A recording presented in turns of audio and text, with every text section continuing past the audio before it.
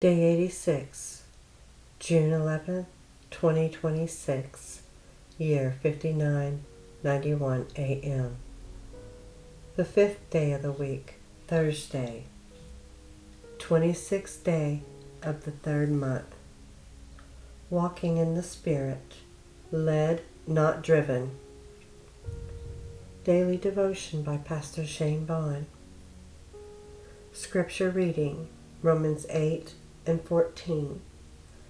For as many are led by the Spirit of Yahweh, they are the sons of Yahweh. Galatians 5, 16 and 25. Walk in the Spirit, and ye shall not fulfill the lust of the flesh. If we live in the Spirit, let us also walk in the Spirit. There is a difference between being filled with the Spirit and being led by the Spirit. Shavuot was the filling, the summer is the leading, and many believers have experienced the former without ever learning the latter. The Spirit fell on 120 in Acts 2. That was a moment. The same Spirit then led them out into the streets, into homes, into prisons, into the deserts, and into the deaths of martyrs and the lives of cities. That was a walk. Pentecost was an event.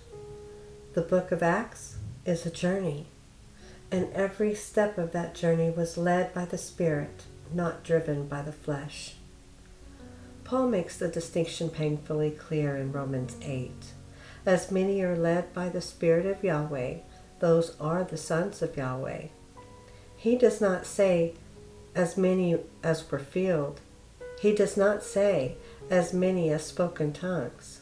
He does not say, as many as were in the upper room. He says, as many as are led. The participle is the present tense, currently being led, ongoing, and continuous. There is a kind of Christianity that lives off the memory of an experience. They were once filled. They felt it once. They saw it once.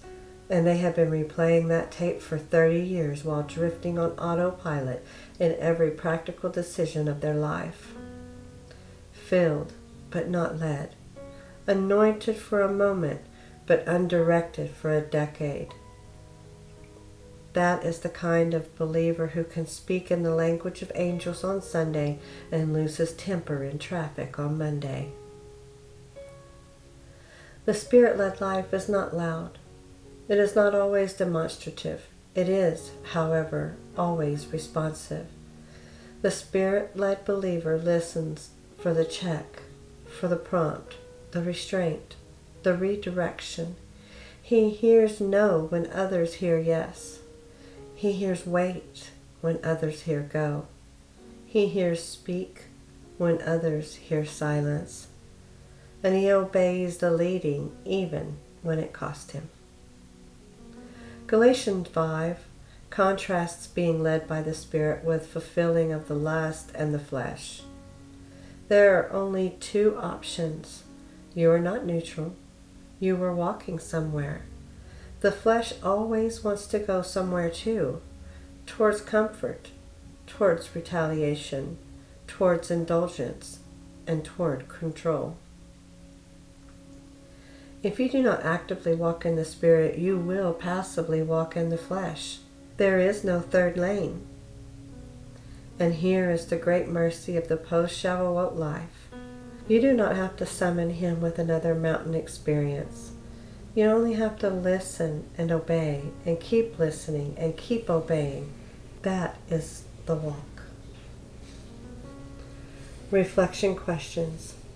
Am I currently being led by the Spirit, or am I living off the memory of a past feeling? What was the last specific thing the Spirit prompted me to do, and did I obey, defer, or ignore it?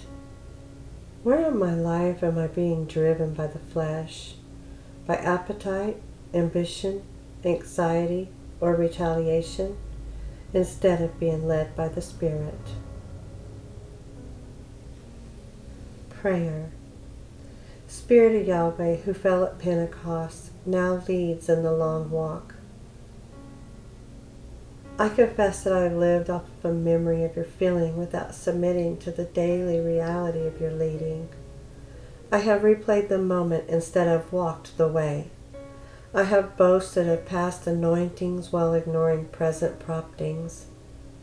Quiet me enough to hear you, sensitize me enough to feel the check, and soften me enough to follow the redirect.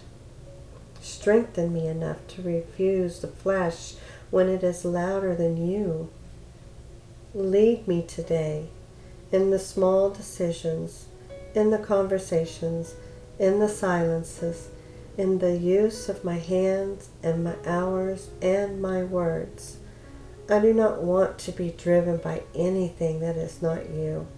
I want to be led by you alone. In Yeshua's name, amen.